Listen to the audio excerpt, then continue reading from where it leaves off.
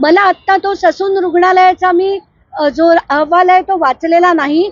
त्याच्यात फक्त मद्यपान आहे का ड्रग्ज पण आहेत हे आत्ता मला माहीत नाही, त्यामुळे त्याबद्दल मी बोलणार नाही. पण जर ड्रग्ज असेल तर प्रांजल खेवलकर यांना शिक्षाही झाली पाहिजे. माझा प्रॉब्लेम असा आहे की अचानकपणे हे सगळं होत असताना खरं तर पोलिसांच्या नाकाखाली या सगळ्या गोष्टी होतात, तेव्हा पोलीस कारवाई करताना कुठेही दिसत नाहीत.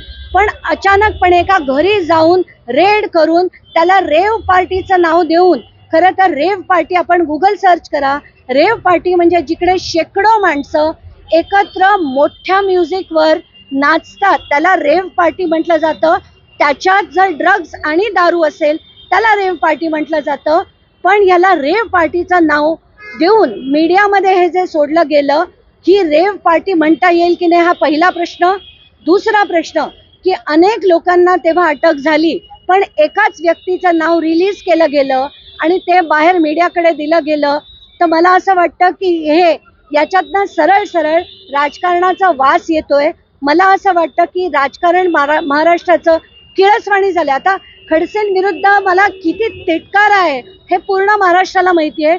त्यांनी मला छळलंय, पण माझा स्वभाव असा आहे की जे योग्य आहे ते योग्य आहे आणि जे चुकीचं आहे ते चुकीचं आहे.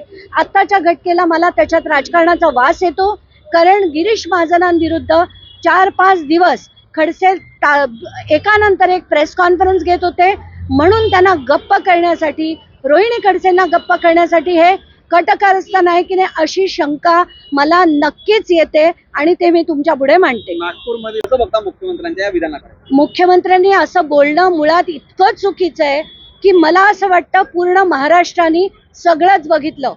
शिरसाटांचा विट्स बघितलं, MIDC प्रकरण, बॅगेतली कॅश, सामाजिक न्यायाचा घोटाळा, त्यानंतर संजय गायकवाड यांनी केलेली मारपीट, माणिकराव कोकाटे यांनी केलेला ती रमीचा डाव जो ते खेळत होते अधिवेशनाच्या काळात. मला असं वाटतं की या कोण कट कारस्थान करणार आहे हे सगळं जेव्हा मीडियाकडनं आपण बघतो त्यामुळे स्पष्ट दिसतं की कोणी कट कारस्थान करत नाहीये. दुर्दैव आहे महाराष्ट्राचं की असे नेते महाराष्ट्राला आज लाभले.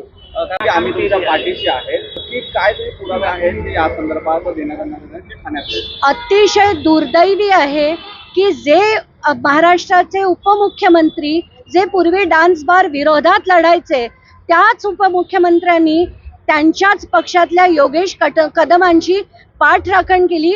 खरं तर त्यांनी स्वतः जाऊन तो सावली बार बंद करणं गरजेचं होतं. त्याचे जे व्हिडिओज होते ते देखील त्यांनी बघितले असतील. तसं न करता अशा व्यक्तीचं समर्थन करणं याच्यावरनं स्पष्ट दिसतंय की त्यांना डान्स बार चालू ठेवायचे. माझ्याकडे जसं मी योगेश कदमांविरुद्ध बोलले तसे नवी मुंबई, ठाणे या सगळ्या भागातल्या डान्स बारचे डिटेल आले. 15 डान्स बार ठाण्यात चालू आहेत आणि एका वेळेस जवळजवळ 35 ते 50 बायका. खरं कायदा म्हणतो की 5च्या वर कलाकारांनी तिथे डान्स करता कामा नये, स्टेजच्या खाली कोणी उतरता कामा नये. पण असं असताना ठाण्यातल्या डान्स बारमध्ये एका वेळेस 35 ते 40 महिला नाचतात. त्याचे व्हिडिओज आणि सगळी माहिती मी गृहमंत्र्यांकडे पाठवली आहे, म्हणजे गृह राज्यमंत्री नाही गृहमंत्र्यांकडे पाठवली, ACS होमकडे पाठवली, श्रीखर परदेशींकडे पाठवली. सगळ्यांकडे मी पाठवून त्याची चौकशी लावून घेणार आहे. आणि दुःख असं वाटतंय की हे डान्स बार आणि तिथल्या गैरकृत्य बंद करण्याचं सोडून आज एकनाथ शिंदे त्याचं समर्थन करतायत. महाराष्ट्राच्या राजकारणाचा स्तर अतिशय खालावलाय. लोक वाटेल ते बोलतायत, कोणाविरुद्ध काय वाटेल ते बोलणं चालू आहे. म्हणून असं मला वाटलं की अशा लोकांना धडा शिकवणं गरजेचं आहे. म्हणून सूरज चव्हाणांवर मी डिफेमेशन केस फाईल केली होती. डिसेंबर महिन्यात ती केस फाईल केली होती.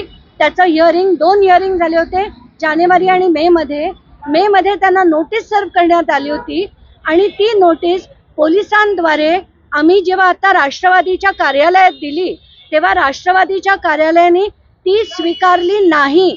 सूरज चव्हाणांना आता कुठलंही पद नाही असं तिथे पोलिसांना सांगण्यात आलं, जो अहवाल त्यांनी आज कोर्टाकडे सादर केला. दुसरं की सूरज चव्हाण यांचे वकील आज कोर्टात हजर होते. त्यांना पिटिशनची कॉपी एकदा पाठवली होती तरी सुद्धा पुन्हा हवी अशी विनंती त्यांनी कोर्टापुढे केली. ती कोर्टाने मान्य केली. आज त्यांना पुन्हा एकदा आम्ही पिटिशनची कॉपी देऊन त्यांना रिप्लाय फाईल करण्यासाठी कोर्टाने वेळ दिला आहे आणि आता या केसचं हिअरिंग पुन्हा 8 सप्टेंबरला ठेवलंय.